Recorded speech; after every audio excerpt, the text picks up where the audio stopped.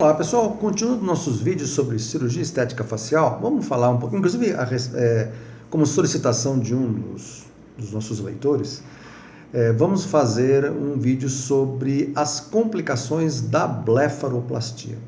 Bom, toda cirurgia a gente divide as complicações em complicações gerais e específicas. As complicações gerais são, por exemplo, uma hemorragia.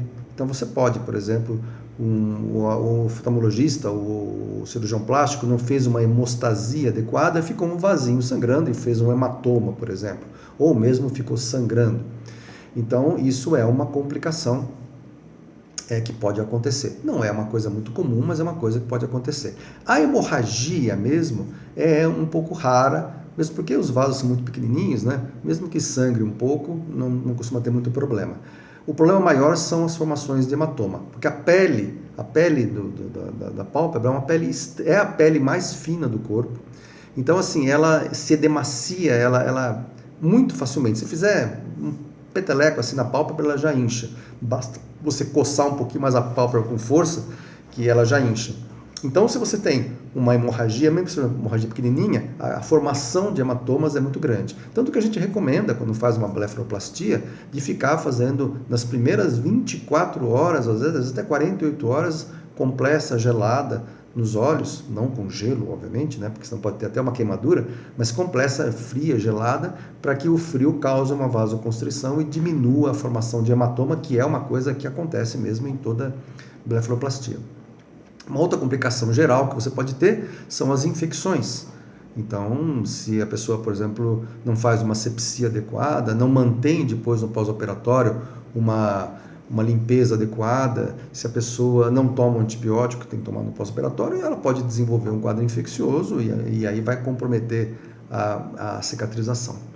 Uma outra complicação que é muito comum são as deiscências. Quer dizer, a deiscência você faz uma ferida cirúrgica, você faz um corte e costura esse corte. Na pálpebra você faz isso.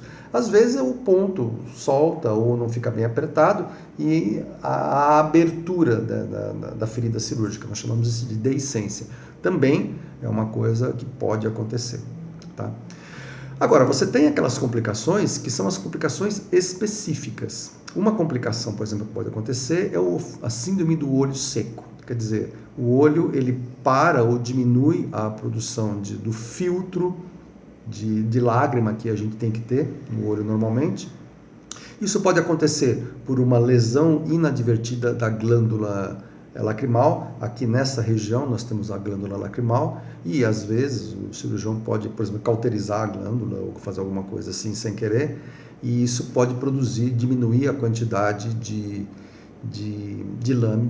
desse filtro, desse filme de lágrima que tem que ter nos olhos, e a pessoa fica com o olho seco. Também pode acontecer isso de diminuir a quantidade de lágrima apenas pela própria inflamação, o que tende a melhorar à medida que o olho vai cicatrizando e o processo inflamatório, o hematoma vai diminuindo, isso volta a ter uma quantidade de lágrima normal. Ou pode ter o contrário, você pode ter o que nós chamamos de epífora. Epífora é quando justamente o olho fica um pouco, você tem um excesso de lágrima nos olhos e aí você começa a lacrimejar. Isso geralmente acontece por um entupimento ou um mau funcionamento do sistema de drenagem da lágrima. A lágrima ela é produzida pela glândula aqui, mas ela é absorvida no canto interno dos olhos, onde você tem o canal lacrimal que vai desembocar no nariz. Não é à toa que quando você chora, você fica com o nariz escorrendo, porque a lágrima desce pelo nariz.